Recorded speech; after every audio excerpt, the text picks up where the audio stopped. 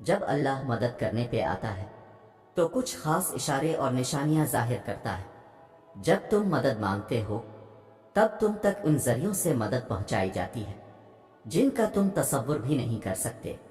جیسے نوح تک پہنچائی گئی، کیونکہ تم اللہ کی مصلحتیں نہیں جان سکتے، اور دعائیں تو ناممکن کے لیے ہی ہوتی ہیں، اور جو نوح کا خدا ہے وہ تمہارا بھی تو خدا ہے۔ تم نہیں جانتے کہ اللہ نے تمہارے لیے کیا کچھ سوچ رکھا ہے، تم نہیں جانتے کہ اللہ نے تم تک تمہاری چاہت پہنچانے کے کتنے انتظامات کر رکھے ہیں، تم نہیں جانتے کہ اس دیری کے بعد تمہاری ہر اس دعا کی قبولیت ہے جو تم مانگا کرتے تھے، تم نہیں جانتے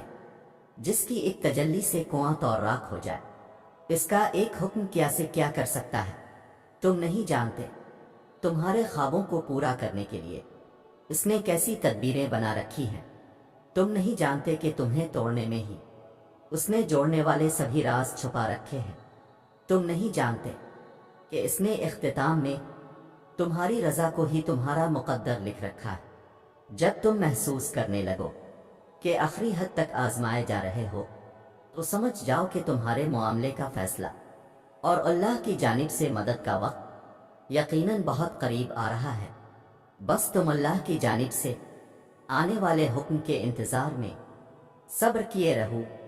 اللہ کسی بھی حال میں تمہیں در بدر نہیں ہونے دے گا، پھر تم اللہ کے فیصلوں سے کبھی مایوس مت ہونا اور توکل رکھنا کہ اللہ کی رحمت تمہارے دل میں پیدا ہونے والے ہر خوف سے بڑی ہے۔ آس کا ایک کن تمہارے ناممکن معاملات کو ممکن بننے کے لیے کافی ہے، وہ ان کہانیوں کو بھی مکمل کر سکتا ہے جو تمہارے بس میں نہیں، تمہیں بس یقین رکھنا ہے کہ جو تمہارا ہے اس تک تمہیں پہنچنا نہیں پڑے گا، بلکہ وہ خود راستہ ڈھونڈ کر تم تک پہنچا دیا جائے گا۔ یہ دکھ تو بس تمہیں اللہ سے آشنا کرانے کے لیے آتے ہیں، اور اداسی تمہارا امتحان ہوتی ہے کہ کب تک انتظار کرتے ہو، پھر تمہیں وہ سب واپس دے دیا جاتا ہے جس کے بارے میں تم اللہ سے بات کیا کرتے تھے، جس کے لیے تم راتوں کو الفاٹے کر التجا کیا کرتے تھے، تو پھر کیوں پریشان ہو؟ تمہارا رب تو اتنا رحیم ہے، تم اس کی ایک صدا پہ لبیک کہہ دو تو وہ تمہاری تمام صداؤں پہ کن فرما دیتا ہے۔ تم اس سے بھلے لاکھ دفعہ ہی کیوں نہ منہ موڑ لو، مگر پلٹ کر جب بھی اس کو پکارو گے تو وہ تمہیں ہمیشہ اپنے پاس ملے گا۔ اس کی محبت تو ایسی ہے کہ وہ روٹھ کر بھی روٹھا ہوا نہیں لگتا، تو پھر ایسی محبت سے مایوسی کیسی؟ تو پھر جو چاہیے اسے اللہ سے ضرور مانگو، مگر اس کے پیچھے بھاگو مت۔ اگر دل کا سکون چاہتے ہو تو ان معاملات کو اللہ کے حوالے کرنا سیکھو جنہیں تم بدل نہیں سکتے، دست برادر ہونا سیکھو، چیزوں کو آزاد کرنا سیکھو، خود سے محبت کرنا سیکھو۔ تمہاری مستقل دعائیں ہی ناممکن کی قبولیت کو ممکن بناتی ہیں، تمہارا یقین ہی تم پر وہ دروازے کھولتا ہے جن کو کھولنا کائنات کی کسی شے کے بس میں نہیں ہوتا۔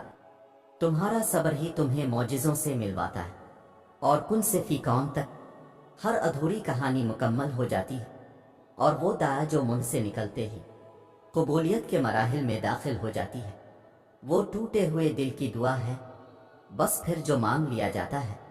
اس کی عطا میں دیری نہیں کی جاتی، پھر وہ شے بھلے ہی تمہارے نصیب کا حصہ نہ ہو۔ کیا تم نے سنا نہیں؟ تمہارا رب سب کچھ کر سکتا ہے، تم جتنی دفعہ دعا مانگتے ہو اللہ اتنی دفعہ تمہیں تمہاری دعاؤں کے جواب دیتا ہے۔ تم یہاں ایک قطرے کے لیے رو رہے ہو، جبکہ تمہارا رب تو تمہیں 7 سمندر عطا کرنے پر بھی قدرت رکھتا ہے۔ تمہارا کام بس دعا کرنا ہے، عطا کی تدبیریں وہ خود بناتا ہے، جس نے صرف 6 دنوں میں آسمان اور زمین اور ان میں موجود ہر چیز بنا ڈالی۔